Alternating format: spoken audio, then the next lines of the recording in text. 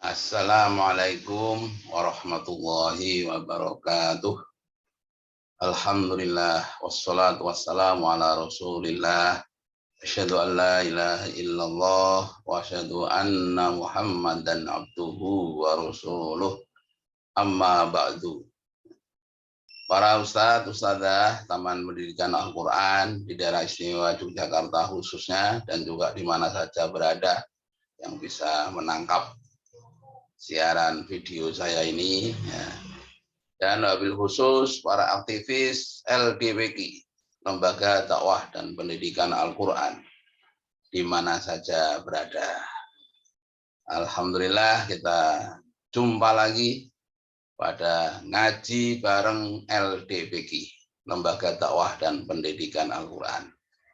Yang kali ini akan membahas membeli di warung yang diisukan pakai penglaris. Ya. Kita awali bersama dengan membaca basmalah. Ya. Bismillahirrahmanirrahim. Nah, inilah simbol LDWQ, ya, Lembaga Dakwah dan Pendidikan Al-Quran, yang berdiri sejak tahun 2005, ya, sudah cukup lama. Ya. Ada dua pertanyaan. Nah, yang pertama, pertanyaan pertama, kalau ada kertas yang ada catatan ayat Al-Quran atau hadis ingin dimusnahkan, ya, mungkin karena lusuh atau sudah kena robek-robek, sebaiknya dibakar atau ditanam atau dikubur. Gitu. Untuk pertanyaan pertama ini sudah saya jawab dalam video sebelumnya. Ya, silakan bagi yang belum mendapatkan bisa mencarinya di YouTube. Dan yang kedua, bolehkah makan di warung atau jajan di mana warung tersebut diisukan memakai penglaris, ada kesyirikan, nuwun, begitulah. Pertanyaan datang dari Pak Mulyadi, Yogyakarta. Terima kasih Pak Mul atas pertanyaannya. Saya akan menjawab lebih dahulu untuk membahas apa itu yang dimaksud dengan penglaris. Penglaris berasal dari kata laris yang artinya cepat laku tentang barang jualan. Sehingga ada dua pengertian tentang penglaris ini. Yang pertama adalah mengenai mantra atau jimat untuk membuat laris. Yang kedua, sesuatu yang dijadikan daya tarik, seperti barang dagangan yang dijual murah atau promo agar yang lain dapat laku. Biasanya penjualan produk pertama. Ya, yang jenis kedua ini tentu saja diperbolehkan, ya, karena memang ini termasuk politik dagang, ya. Politik dagang, bagaimana supaya dagangan itu bisa laris, itu ada promo, ya. Mungkin juga dikemas, ya, tempat tata lokasinya itu sehingga menarik, ya kan. Nah, juga mungkin yang melayani, ya, ini seperti di bank-bank itu yang melayani di kantor-kantor itu biasanya seorang wanita muda, ya, yang wajahnya menarik, ya. Supaya apa? Supaya memang orang-orang yang masuk ke bank itu merasa lebih nyaman. Ruangannya dibuat ber-AC. Nah, ini tentu saja yang jenis kedua ini diperbolehkan. Ya. Penglaris jenis yang yang pertama ini yang dilarang oleh agama, ya, yang mantra-mantra atau jimat untuk membuat laris ini. Menurut seseorang yang pernah berhubungan dengan dunia penglaris, jenis pertama terdapat 3 macam penglaris katanya. Yang pertama penglaris model kejawen, ini istilahnya adalah dukun, ya, dukun Jawa. Yang kedua, penglaris kejawen kemudian dikolaborasikan dengan Islami, campur, begitulah. Nah, yang ketiga, penglaris Islami atau kiai. Ketiga macam penglaris ini sangat memudahkan orang tergelincir dalam kesyirikan. Maka supaya hati-hati, walaupun jenis yang ketiga, ya, penglaris Islami ini atau kiai ini kalau kita tidak hati-hati, kita juga terjerumus ke dalam kesyirikan. bukankah banyak dukun yang mengaku kiai, lengkap dengan jubah, sorban, tasbih, dan berbagai aksesoris lainnya. Mungkin ada yang bertanya, Pak, kalau misalnya kita membuat warung, ya, kemudian sebelum kita buka, kita mengundang tetangga-tetangga, ya kan, untuk kumpul berdoa bersama, boleh enggak? Seperti itu tentu saja diperbolehkan. Atau kita datang kepada orang tua kita atau sesepuh kita, kemudian kita minta mohon pangestu, mohon doa, ya tentu saja boleh. Ya kan, yang model-model begini memang boleh, karena memang Islam menganjurkan supaya kita ini memperbanyak doa, ya, supaya Allah melimpahkan rezeki yang banyak kepada kita. Rizqon wasi'an, halalan, thayyibah. Itu setiap selesai sholat kita baca doa model seperti itu. Ya, ar-rozak gitu ya, hitungannya kepada Allah Subhanahu wa taala, karena salah satu sifat Allah itu yang tercantum dalam Asmaul Husna adalah ar-rozak, zat yang maha pemberi rezeki. Nah, kita langsung mohon pertolongan pada Allah ke sana, tentu saja diperbolehkan. Dan kalau kita sudah meminta pertolongan kepada ya tempat-tempat keramat, kuburan-kuburan, nah inilah yang dilarang oleh agama, karena kita bisa terjerumus ke dalam kesyirikan. Oke, saya tidak akan membahas terlalu dalam tentang penglarisnya ini, ya, tapi sesuai dengan pertanyaan tadi, yaitu tentang isu. Isu itu apa? Isu itu biasa orang menyebut dengan kabar burung, ya. Bisa diartikan pula berita yang belum jelas kebenarannya. Istilah lain adalah gosip, ya, berita dari mulut ke mulut yang tidak diketahui, ya, sumbernya, biasanya begitu. Ya. Sebelumnya saya sampaikan juga bahwa dalam ilmu usul fikih itu ada dikenal 3 level kebenaran berita. Jadi berita itu kalau dibuat tingkatannya ada 3 tingkatan berita dalam hal kebenarannya. Yang pertama, yang paling rendah itu disebut dengan syak. Syak itu ragu-ragu. Ragu-ragu itu maksudnya antara percaya dengan tidak percaya itu sama kuat. Ya. Kemudian yang kedua itu dzon atau dzonni. Ya. Nah, ini belum yakin betul, namun percayanya lebih kuat dari tidak percayanya. Itu namanya dzon, ya, dzonni. Nah, yang ketiga qat'i. Qat'i itu sudah diyakini kebenarannya, tidak ada keraguan sedikit pun. Ya. Jadi kalau misalnya berita itu kita yakini sebagai berita yang mustahil, ya berarti yakin itu mustahil, tidak ada. Atau kita yakini keberadaannya, berarti yakin adanya. Tapi sudah qat'i. Ya, kedua-duanya qat'i itu. Yakin percaya atau yakin tidak percaya itu sudah meyakinkan, itu qat'i namanya. Nah, sekarang warung yang diisukan, ya, pakai penglaris itu.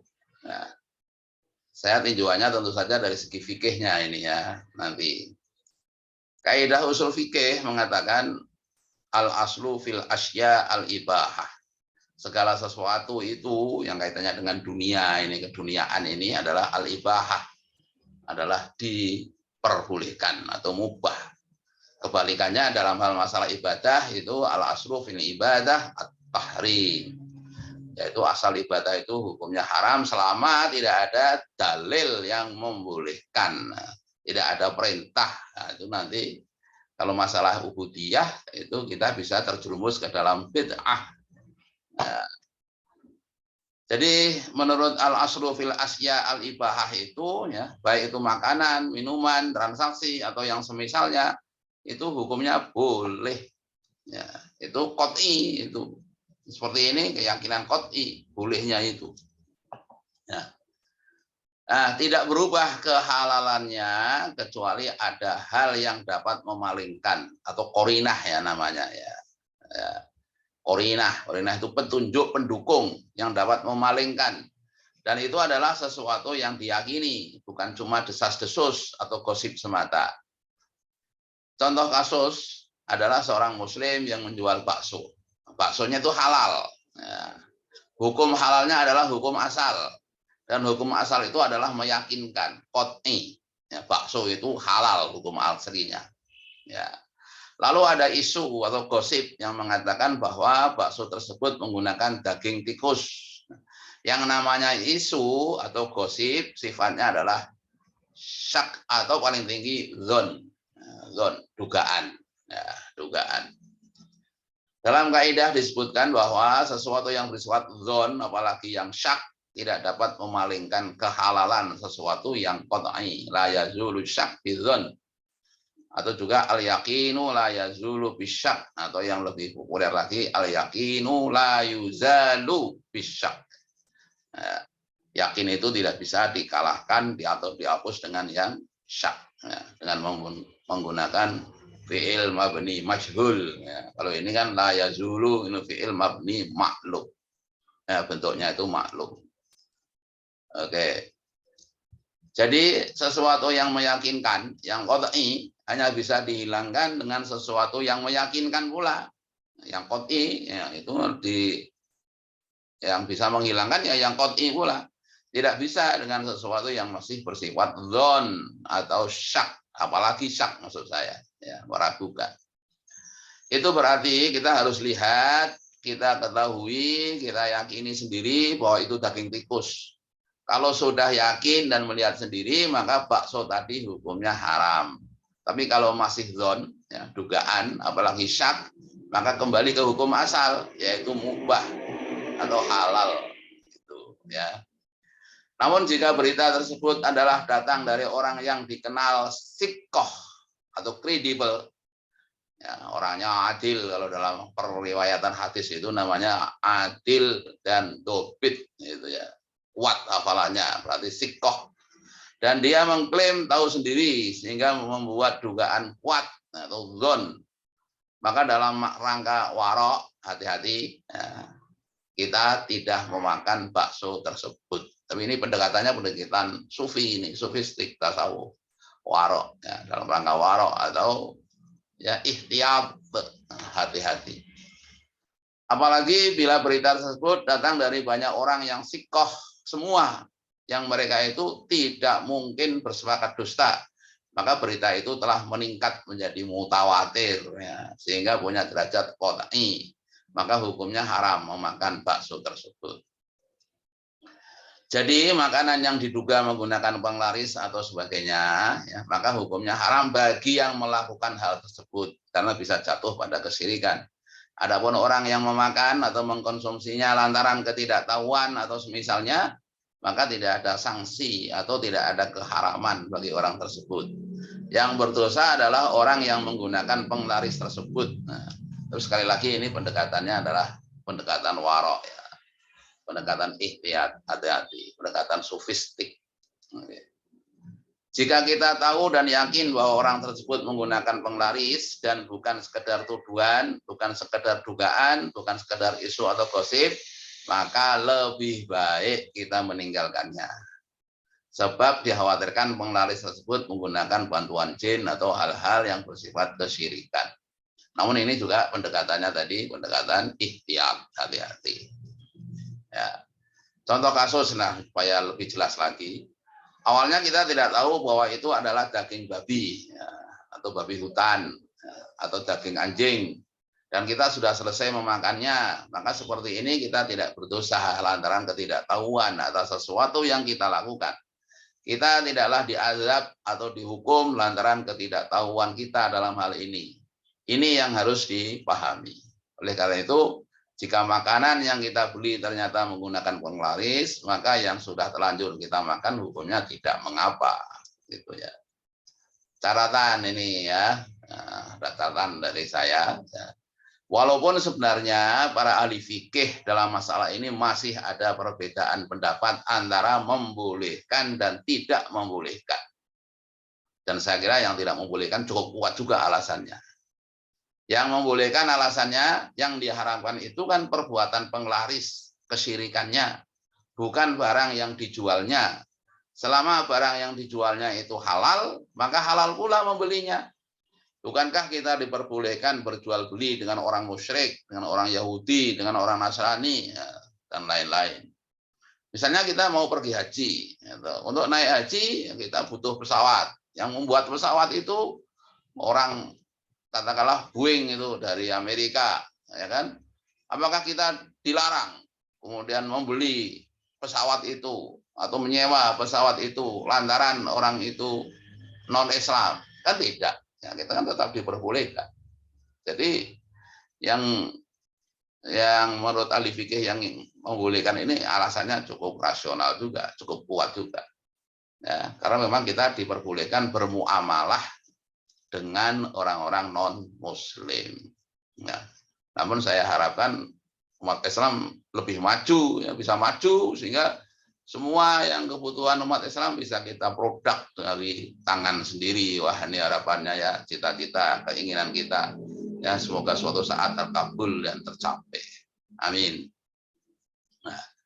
Nah, hati-hati dan isu ini saya tulis ini ya. Sekarang ini banyak orang dalam rangka untuk menjatuhkan usaha orang lain dengan cara menuduh seperti tuduhan memakai penglaris. Sebagai seorang Muslim, hendaknya kita tidak mengindahkan tuduhan seperti ini, kecuali memang ada korinahnya atau ada indikasinya. Berhati-hatilah terhadap isu. Bila tidak, kita akan terjerumus dalam fitnah. Fitnah lebih kejam dari pembunuhan. Wallahu a'lam bishawab. Ya. Ini sumber yang saya jadikan acuan ya untuk menjawab pertanyaan tadi. Ya. Juga dari hasil diskusi yang saya lakukan dengan Kiai Haji Azhar, kawan saya ya, yang ada di Batam. Ya. Dan juga Kiai Haji Ahsin Saho Muhammad yang ada di Cirebon. Ya. Wabillahi taufiq wal hidayah. Ya, kurang lebihnya mohon maaf. Assalamualaikum warahmatullahi wabarakatuh. Ya, kita akhiri ya dengan bersama-sama membaca hamdalah. Alhamdulillahi rabbil alamin. Semoga kita ketemu untuk